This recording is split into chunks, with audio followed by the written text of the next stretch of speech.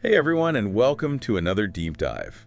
Today we're going to try to crack the code on something I think a lot of us struggle with: understanding our dog's body language. Yeah, definitely a lot of mystery there for sure. Well, luckily for us, we've got understanding your dog's body language to help clear some things up, and hopefully by the end of this, we'll all be fluent in, dog speak. Fingers crossed. Fingers crossed, right? So let's just dive right in, okay? The source starts off talking about tail wags, and I think most people just assume a wagging tail equals a happy dog. But it turns out there's like a whole vocabulary of tail wags. Totally. Think about it. Our emotions come out physically, right? Our muscles tense or relax depending on how we're feeling. And for dogs, their tails are like a big, obvious muscle billboard. I see. So like a really rapid wag, like when you come home and your dog is going crazy. Yeah, exactly. That's usually pure excitement. The source talks about this muscle, the levator caudae lateralis, that controls that high, happy wag. And it's often paired with a high-pitched bark, too. Oh, okay. Makes sense. What about like a slower wag? Sometimes my dog does this when he meets new people. It's more like a gentle sway. Right. Well, that can be a trickier one because a slow wag can mean a few different things. It might be cautious curiosity, like, I'm not sure about you yet.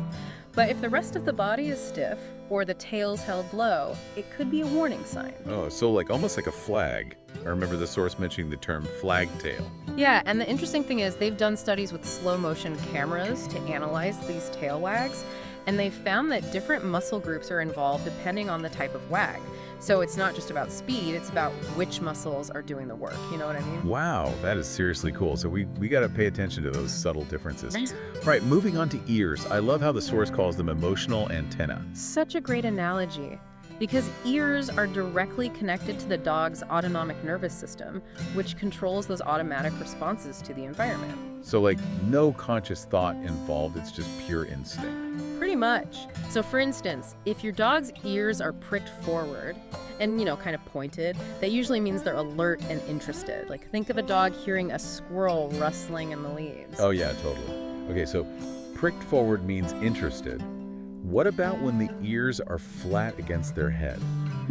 That often signals fear or anxiety. The dog's trying to make themselves as small as possible, to avoid a threat. Gotcha. And then ears rolled back. That can be a tough one because it could mean a couple of things. It could be submissive, like they're saying, I'm no threat.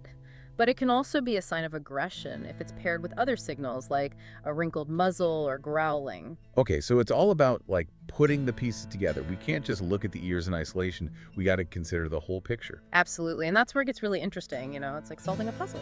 For sure. Now, facial expressions. Sometimes I feel like I'm reading tea leaves. They can be so subtle. Oh yeah, tell me about it. Dog facial muscles aren't quite as complex as ours, but there are still some telltale signs. The source mentions whale eye, which is when you see the whites of their eyes. Oh, I've definitely seen that. It's like a side eye of doom. Yeah, exactly. And that's usually a sign the dog is feeling anxious or threatened, like maybe they're guarding a toy or feeling trapped. Got it. Whale eye, back off. So what about when they kind of pull back their lips, almost like they're smiling? Again, depends on the context. If it's just a relaxed, open mouth with maybe a slight pat, that's probably a happy, comfortable dog. Okay, so just chilling. Right? But if those lips are pulled back tight, showing a lot of teeth, and the body is stiff, that's a totally different story. That's more like a warning, don't push me. So context is key. Totally. It's like with humans, a smile can mean different things depending on the situation. I'm starting to realize I need to pay way closer attention to my own dog's face. I bet a lot of us miss those little signals. Probably, yeah. And every dog is different too. Some are more expressive than others. Oh, totally. Like my friend's pug, his face is like permanently wrinkled. I can never tell what he's thinking. Huh. Yeah, some breeds are definitely harder to read than others, but the more you observe your own dog, the better you'll get at understanding their unique communication style. This whole deep dive has been eye-opening. It makes you wonder, what if we've been misinterpreting our dogs all along? What if there are all these messages they're sending that we've just been missing? That's such a good point, and it makes you realize just how much we can learn if we just pay closer attention. Absolutely. So listeners, I challenge you.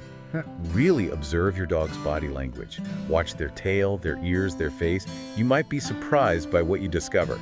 Thanks for joining us for this duck dive. It's been fun. Thanks for having me. See you next time. See ya.